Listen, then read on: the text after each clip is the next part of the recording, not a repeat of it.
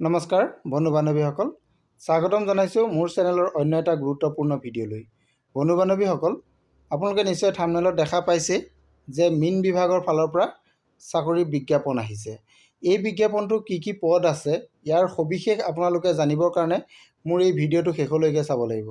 গতিকে আপোনালোকে ভিডিঅ'টো শেষলৈকে চাব বুলি মই আশা ৰাখিলোঁ। আৰু যদি আপোনালোক মোৰ চেনেলত প্ৰথমবাৰলৈ আহিছে তেন্তে আপোনালোকে চেনেলটো ছাবস্ক্ৰাইব কৰি কাষতে থকা অল নটিফিকেশ্যনটো অন কৰি দিব, যাতে আপোনালোকে এনেধৰণৰ বিজ্ঞাপনবিলাক সৰ্বপ্ৰথমে লাভ কৰিব পাৰে। আহক আমি আজিৰ বিজ্ঞাপনটোৰ সবিশেষ আলোচনা কৰোঁ।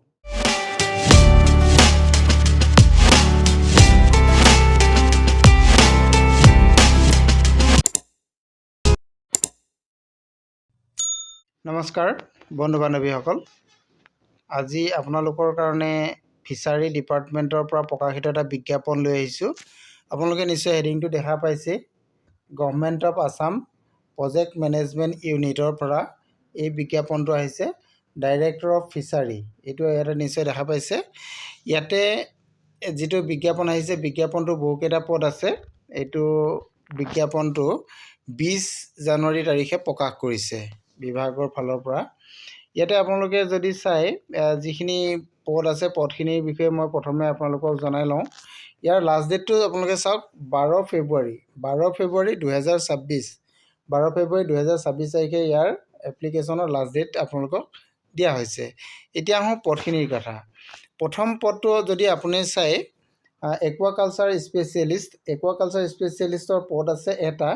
আৰু এই পদটোৰ কাৰণে আপোনালোকৰ কোৱালিফিকেশ্যন এণ্ড এক্সপিৰিয়েঞ্চ আপোনালোকে যদি বিচাৰে চাই, ইয়াতে উল্লেখ আছে এডুকেশ্যনটো আপোনালোকে চাওক পোষ্ট গ্ৰেজুৱেট ডিগ্ৰী বা গ্ৰেজুৱেট ডিগ্ৰী হ'ব লাগিব ইন ফিচাৰিজ ওপৰত আপোনালোকৰ পোষ্ট গ্ৰেজুৱেট ডিগ্ৰী বা গ্ৰেজুৱেট ডিগ্ৰী আপোনাৰ থাকিব লাগিব ৰিকগনাইজ ইউনিভাৰ্চিটিৰ পৰা। আৰু যদি এক্সপিৰিয়েঞ্চ থাকে, এক্সপিৰিয়েঞ্চটোৰ কথা ইয়াতে উল্লেখ কৰিছে। আপুনি চাওক minimum 10 year of work experience in aquaculture field under public sector বা প্ৰাইভেট ছেক্টৰ বা যিকোনো ধৰণৰ আপোনাৰ যদি কাম কৰা এইটো অভিজ্ঞতা আছে তেতিয়া আপুনি আবেদন কৰিব পাৰিব। ইয়াৰ দৰমহাটো আপোনালোকে যদি এইটো চাই আপোনালোকে ইয়াত দেখিব 1 লাখৰ পৰা 1,25,000 টকা হ'ব পাৰ মান্থ ইয়াৰ দৰমহাটো। আৰু 2 নম্বৰ যিটো পদ আছে, এইটো পদ যদি আপুনি চাই প্ৰকিউৰমেণ্ট স্পেচিয়েলিষ্ট, তাৰ কাৰণে আছে এটা।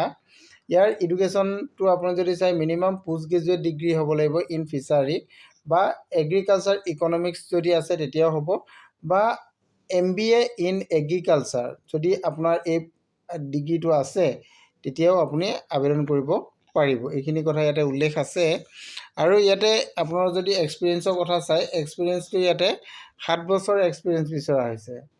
7 বছৰ আপোনাৰ ইয়াতে অভিজ্ঞতা বিচৰা হৈছে।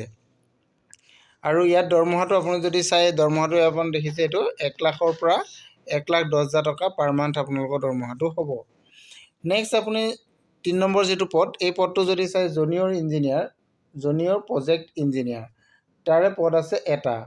আৰু এই পদটোৰ কাৰণে আপোনালোকৰ গ্ৰেজুৱেট ইন চিভিল বা আৰ্কিটেকচাৰ ইঞ্জিনিয়াৰিং অৰ ইকুইভেলেণ্ট ৰিকগনাইজ ইউনিভাৰ্চিটিৰ পৰা যদি আপুনি পাছ কৰিছে তেতিয়াও আপুনি আবেদন কৰিব পাৰিব। আৰু এই পদটোৰ কাৰণে দৰমহা আপোনালোকে ইয়াতে চাওক 50,000 টকাৰ পৰা 60,000 টকা পাৰ মান্থ দিয়া হ'ব। আৰু এই পদটোৰ কাৰণে আপোনালোকৰ 5 year এক্সপিৰিয়েঞ্চ বিচৰা হৈছে। এইটো আপোনালোকে দেখিছে 5 years আপোনাৰ এক্সপিৰিয়েঞ্চ বিচৰা হৈছে। কিহত বিচৰা হৈছে আপুনি চাওক, ইয়াতে অটোকেড আছে। অটোকেডত বা 2D বা 3D ডিজাইনৰ কাৰণেও আপোনাৰ ইয়াতে অভিজ্ঞতা বিচৰা হৈছে। 4 নম্বৰ যিটো পদ, এইটো হৈছে DX এছিষ্টেণ্ট। এইটো দেখিছে DX এছিষ্টেণ্ট, ইয়াৰ কাৰণে আছে এটা পদ। আৰু এই পদটোৰ কাৰণে আপোনাক গ্ৰেজুৱেট বিচৰা হৈছে বা PG diploma in information technology বা কম্পিউটাৰ ছায়েন্স বা ৰিলেটেড ফিল্ডত যদি আপোনাৰ কাম কৰা আছে তেতিয়াও আপুনি এই পদটোৰ কাৰণে আবেদন কৰিব পাৰিব।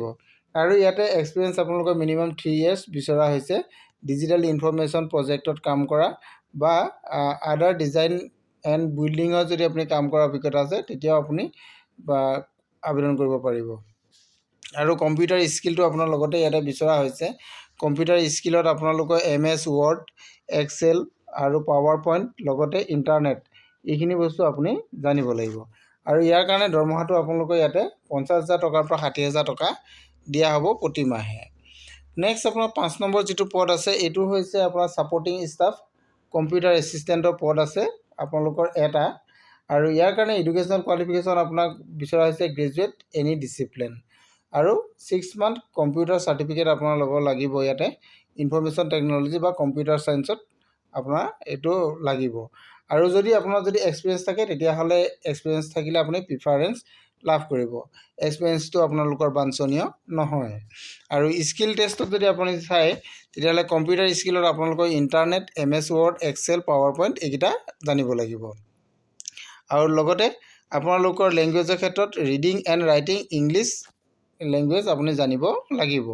আৰু ইয়াত দৰমহাটো আপোনালোকৰ পাৰ মান্থ 40,000 টকাকৈ দিয়া হ'ব, এইটো কথা উল্লেখ কৰিছে। আৰু নেক্সট আপুনি যদি চাই এইটো এটা পদ আছে, এইখিনি পদ আপোনালোকে চাব পাৰিব। ফিচাৰী এক্সপাৰ্টৰ কাৰণে পদ আছে, তাৰ কাৰণে পদ আছে এটা। আৰু ইয়াৰ কাৰণে আপোনালোকৰ মানে বেচেলৰ অফ ফিচাৰী ছায়েন্স আপোনাৰ হ'ব লাগিব। আৰু এক্সপিৰিয়েঞ্চ যদি থাকে তেতিয়াহ'লে আপুনি প্ৰিফাৰেঞ্চ লাভ ইয়াতে কৰিব। আৰু কম্পিউটাৰ স্কিল আপোনালোকৰ জানিব লাগিব। Internet, MS Word, Excel, PowerPoint এইকেইটা ওপৰত আপুনি জানিব লাগিব। দৰমহাটো আপোনালোকৰ 50,000 পৰা 60,000 ভিতৰত হ'ব। আৰু নেক্সট যদি আপুনি ইয়াতে চাই একাউণ্ট আছে, একাউণ্টেণ্ট এণ্ড MIS কনচালটেণ্ট, তাৰ কাৰণে পদ আছে এটা। ইয়াৰ কাৰণে আপোনালোকৰ কোৱালিফিকেশ্যনটো বেচেলৰ ইন কমাৰ্চ হ'ব লাগিব। বেচেলৰ অফ বিজনেছ এডমিনিষ্ট্ৰেশ্যন যদি আছে তেতিয়াও আপুনি আবেদন কৰিব পাৰিব।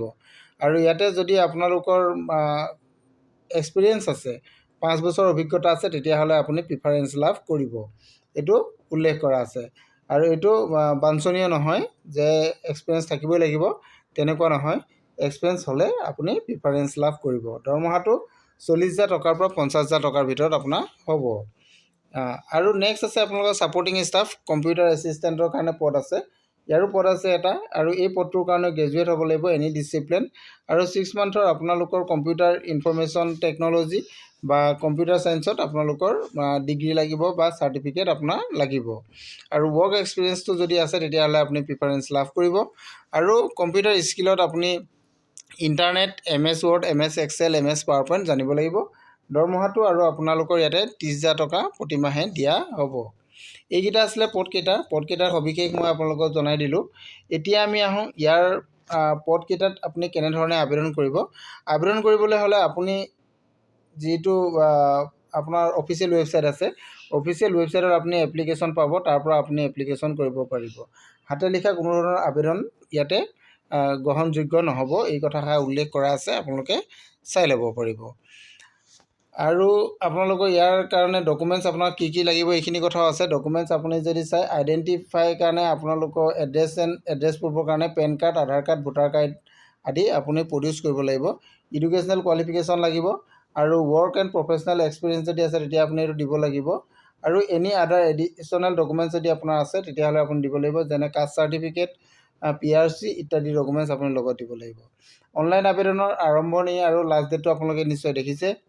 22 জানুৱাৰীৰ পৰা অনলাইন আবেদন আৰম্ভ হৈছে আৰু 12 ফেব্ৰুৱাৰীলৈকে ইয়াৰ আবেদন চলিব। গতিকে 12 ফেব্ৰুৱাৰীৰ ভিতৰত আপুনি আবেদনটো কৰি ল'ব পাৰিব।